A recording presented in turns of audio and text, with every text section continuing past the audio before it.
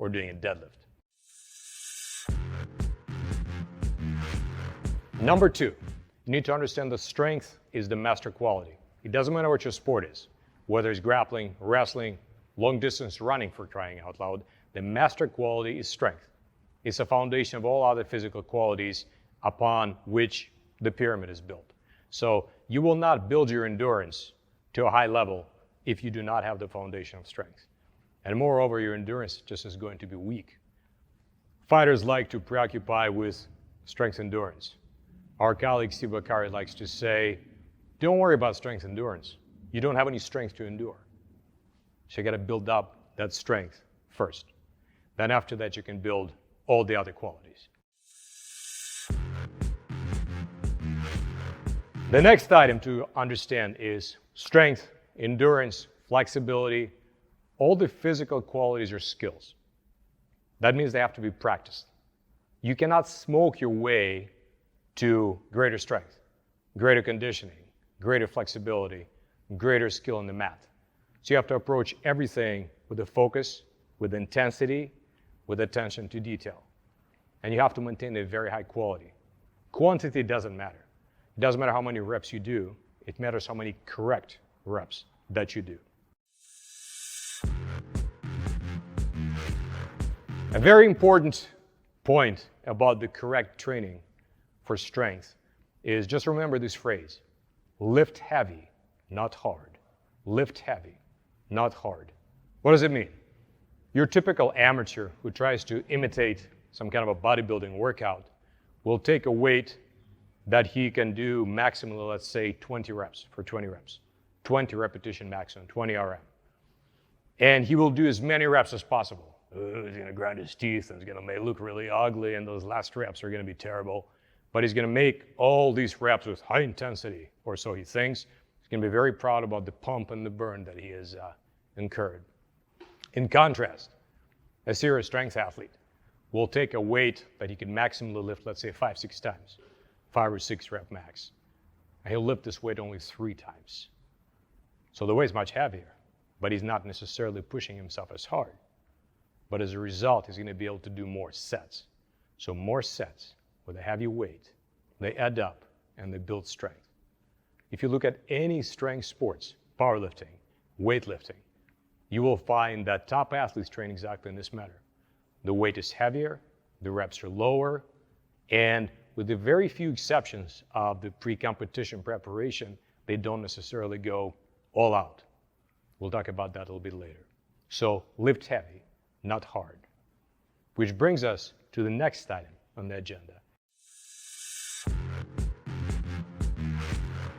Number 6, aerobic endurance is superior to lactic acid tolerance. Everybody's enamored with the burn, with the pump. Oh, I can tolerate the burn, I can eat the suck in the wind and feeling absolutely terrible.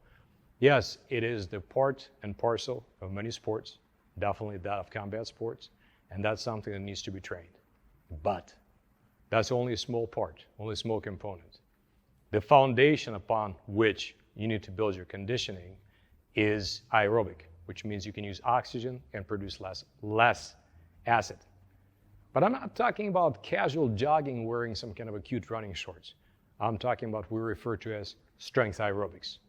This is Russian anti-glycolytic training. Here's a simple example of how this works. Let's take your typical Metcon and fix it. Let's see how we fix it and make it into strength aerobics. First of all, we lose the pathetic baby weight. That doesn't do anything. We increase the weight, make it noticeable. How heavy? No, I'm not talking about all-out heavy weight. I'm talking about the weight that you perceive as moderately heavy. For the majority of your training, moderately heavy weight is the answer. Moderately heavy intensity is the answer. So moderately heavy weight. We're going to reduce the reps.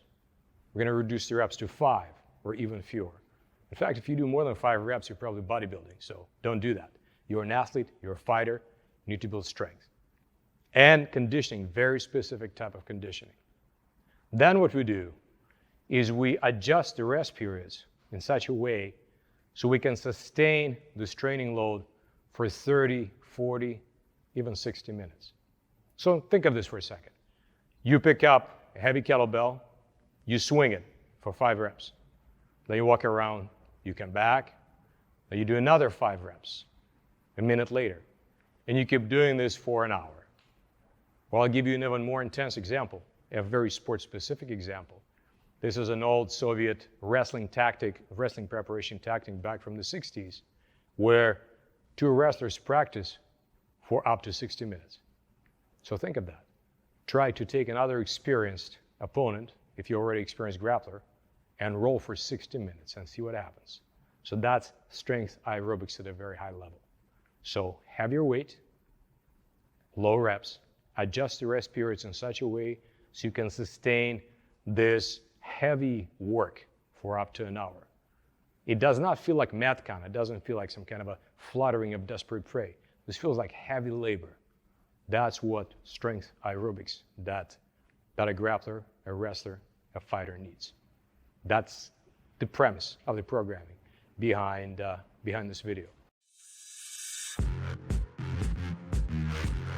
The next item you need to understand is the difference between training and peaking. I said earlier, of course, the pump, the burn, the breathing hard, they're unavoidably part of training. So whenever it's getting close to competition, in every sport, athletes start doing something very hard in a different way. In endurance sports, athletes start doing this really hard smokers. When they just feel the burn, the pump, the diaphragm is working hard, the heart is pumping. That gets them prepared physically and mentally for that experience. Strength athletes peak by lifting very heavy weights for very low reps. So since you already have plenty of preparation on the mat, that's of the kind that's burning and smoking and hard breathing, prepare yourself like a strength athlete. So do some heavy weights and come into the competition fresh. So that's the difference between training and peaking. And the final point to make here is variety is overrated. Everybody tries to tell us how important variety is in training.